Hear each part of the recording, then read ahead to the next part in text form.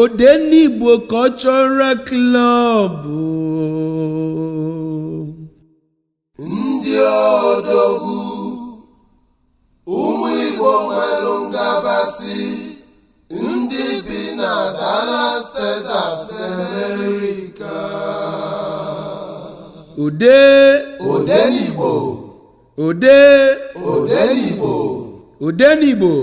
Igbo amaka.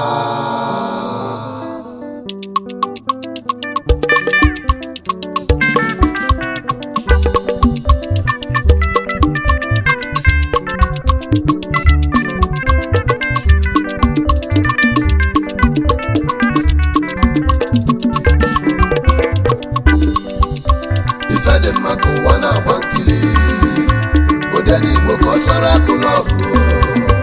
Ifedimaka ụwa na-agba nkili. Odenigbo Cultural Club. Ifedimaka ụwa na-agba nkili. Odenigbo Cultural Club. Ifedimaka ụwa na-agba nkili. Odenigbo Cultural Club.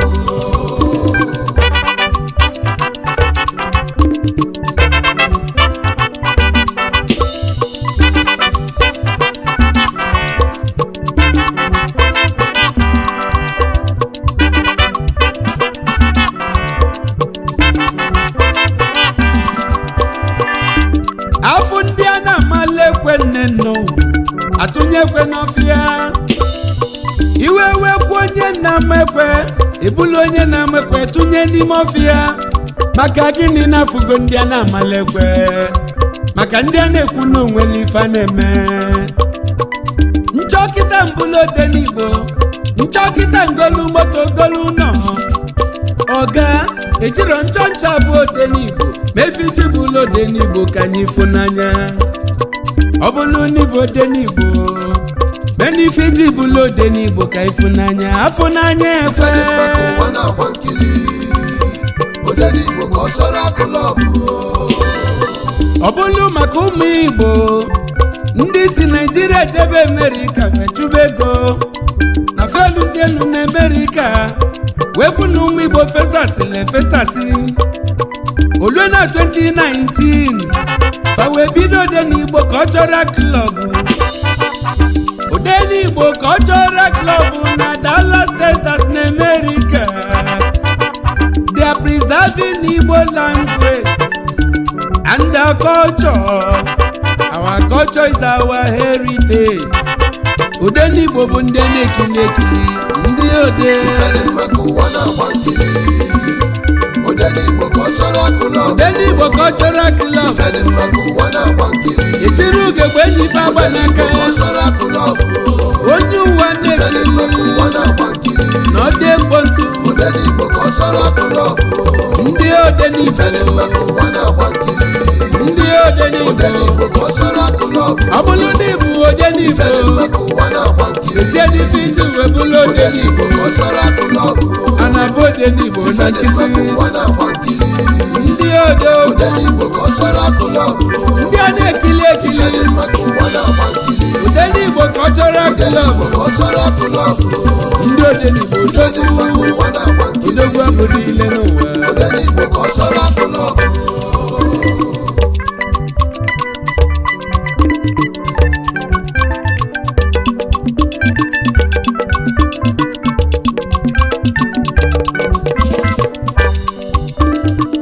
anyị eke n'ebe nọmba 1 citizen na Odenigbo Cultural Club ndị ọma ichie injinia Chijindu Kelechi Eke Bigobi ihe mba wanọf imeri enwe ihe Afrịka onye ọma ihe mba n'imeri enwe ihe mba dike akachi kwadoro founder and president Odenigbo Cultural Club akachi kwadoro Emelu Mulọlọ gị Chinweke the first lady oge bọdi ya lọli odogwu akachi kwadoro na-ekene akachi kwadoro Sir Chris Chuks Ifemeje Vice President and Chairman Inauguration Committee Ezudoka n'Umuchu Ezudoka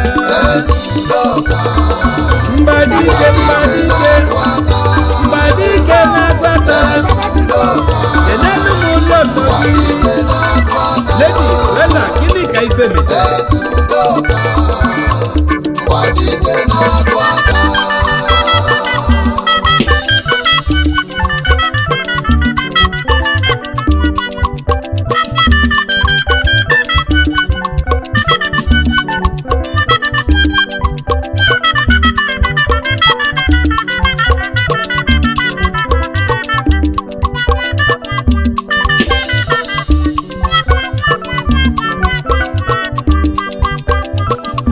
Dr. Chikwendu Nweke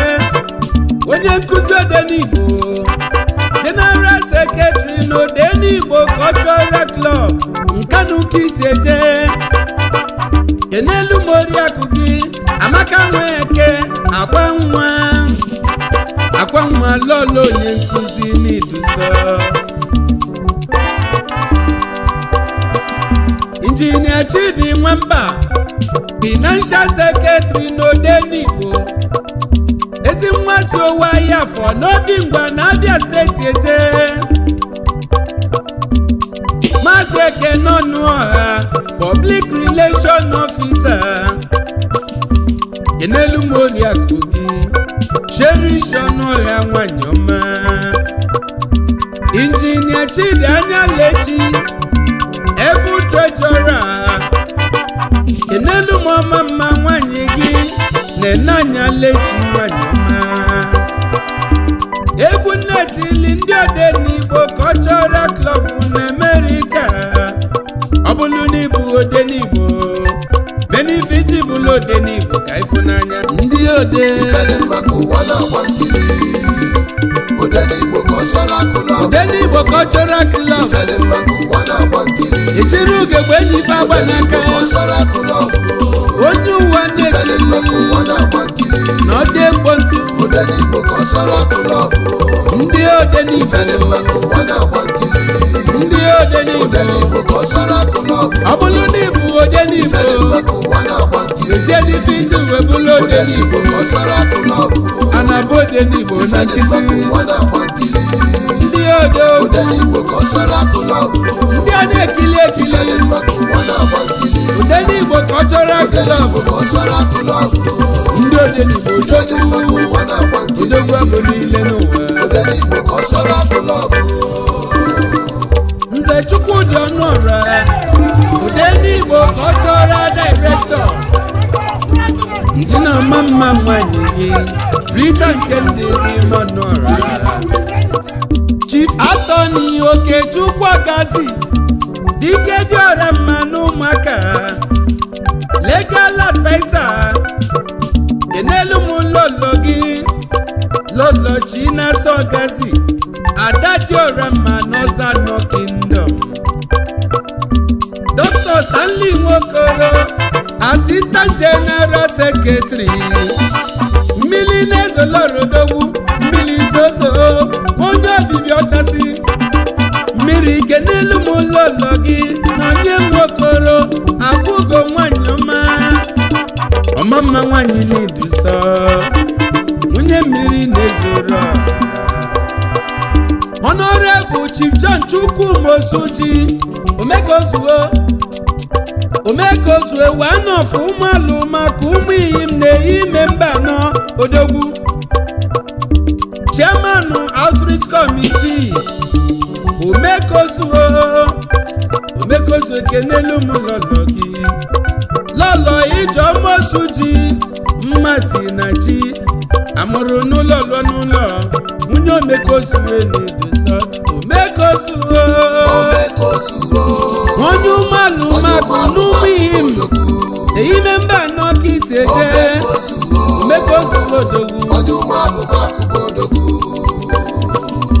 Maazị Kachi Okonkwo Welfare Committee Chairman Enelu Moriakụ gị Chilove Okonkwo nwanyị ọma Dachi nwa Okonkwo na-ekene n'ihe onye ọma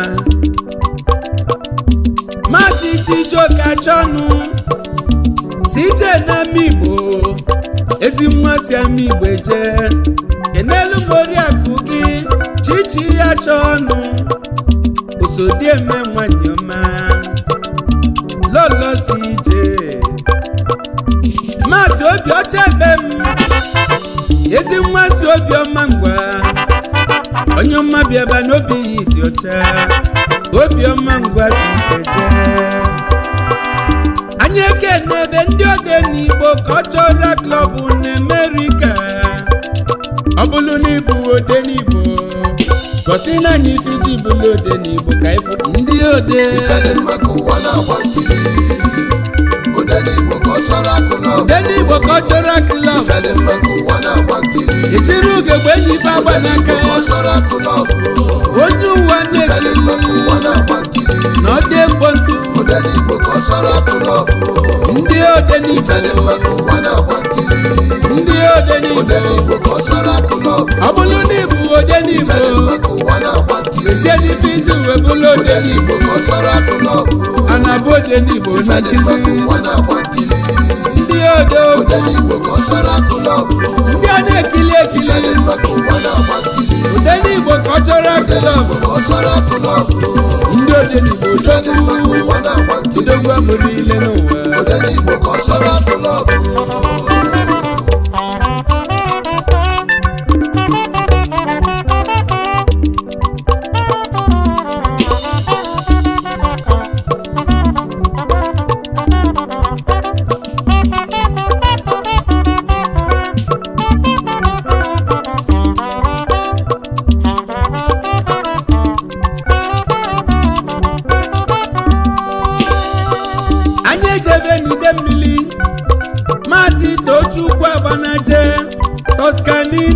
Toscanini n'ide mmiri kenelu ma odozi akụ gị Chioma Mary je na-abanaje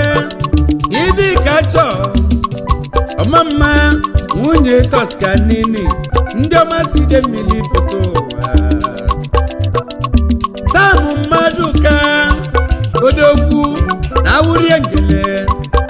ezi nwa si agwọ mberi eje kenelu m lọlọ gị Gertrude Samuel Mmaduka ọdịbeze nwanyị ọma nwunye Samini Duso mama Maazị Samuel Chukwuemeka hazie m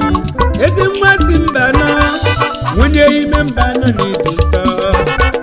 kenelu m lọlọ gị nne Florence hazie m obi dị ya nwanyị ọma n'Iduso Chief Mike Ọbara enyi ọha wanofu Mbaise enyi ọha enelu m lọlọ gị Dr. Chinonso Ọbara nwunye yi ọha na Mbaise ndị ọma si Mbaise pụta ụwa Maazị Imaide Agụ Mbaise kenelu m lọlọ gị Patricia Ujuibe ụsọ dị ya ịma Agụ Mbaise n'Iduso Maazị Paul Iwoha Polo Ekima Bundus ezi nwa suru ala kenelu m lọlọ gị Keti Iwoha odozi akụ dị ya osodiemaka Ifeme na ndị ode n'Igbo Cultural Club n'Amerika ejiro ọnụ etinye azụ n'ofe ejiro nchọ ego moto ọ bụrụ na ịbụ ode n'Igbo mekeni iji bụrụ ode n'Igbo ka ịfụnanya ndị ode ode n'Igbo Cultural Club ejiri ugegbe enyi ife agba n'aka onye ụwa na-ekiri na ọ dị mkpọntụ ndị ode n'Igbo ọ bụrụ na ịbụ ode n'Igbo ezie n'ife iji wee bụrụ ode n'Igbo a na-abụ ode n'Igbo na nkịtị ndị odo Odenigbo Cultural Club ndị a na-ekili ekili Ifedi maka ụwa na-agba nkili Odenigbo Cultural Club Odenigbo Cultural Club ndị Odenigbo Ifedi maka ụwa na-agba nkili odogwu abụ niile n'ụwa Odenigbo Cultural Club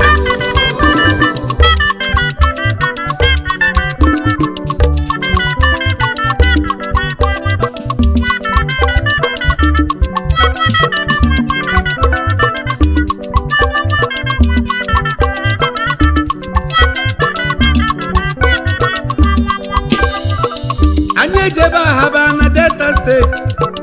Maazị Nzubi Anyansi nwa moto ezi nwa si Asaba Delta steeti kenelu m Oriakụ gị Mary Jane Nzubi ndị ọma si Ahabeje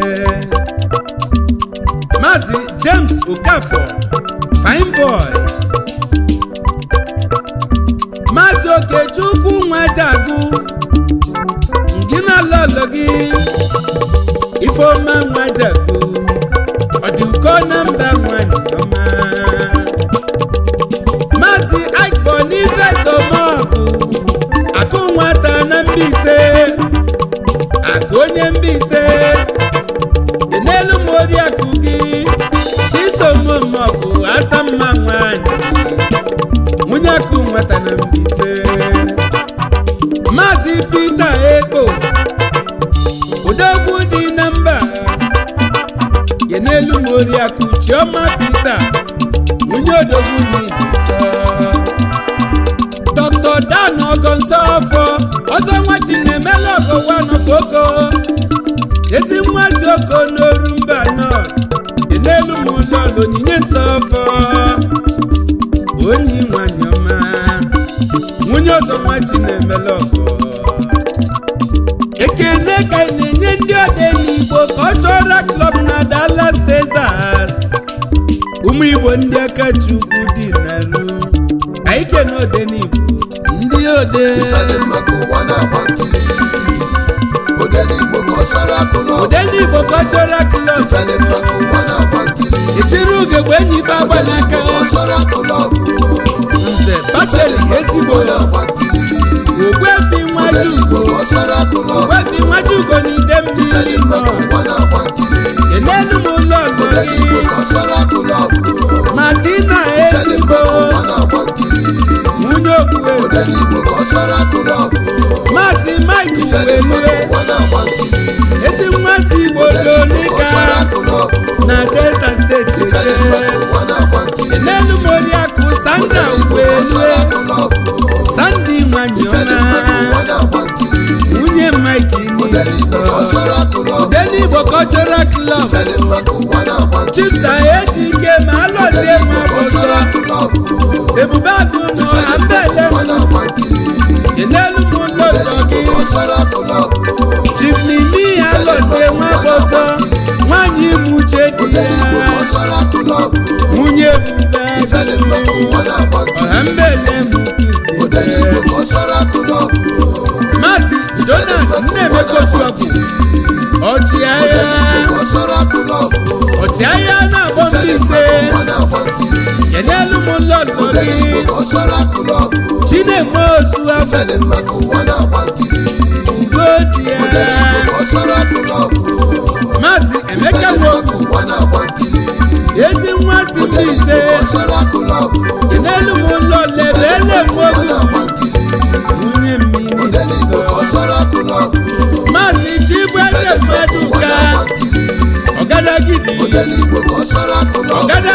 na-abọ Mbaise Oriakụ Georgina Mmaduka Georgina nwanyị ọma nwunye Ọgadagidi Maazị Paul Emeka Mmaduka na-abọ Mbaise Oriakụ Sadinechi Mmaduka ndị ọma si abọ Mbaise Odenigbo Cultural Club elu ụwa bụrụ nchọ kịta ndị moto nchọkịta mbanye Odenigbo meni Fiji bụlụ Odenigbo ndị Odenigbo ekene ka nne-enye ndị Odeli Igbo Cultural Club ife mekwa na founder onye bidelekwa anyị na-agbata big obi ihe mba n'ime ihe modobi Afrịka ihodogwu ife dị mmadụ ụwa na-agba nkiri Odeli Igbo Cultural Club na Dallas Texas ndị ọma onye nze nwa bụ obi n'ogidi na-etunyelu ndị odo onye nze nwa bụ obi n'ogidi ebube egwu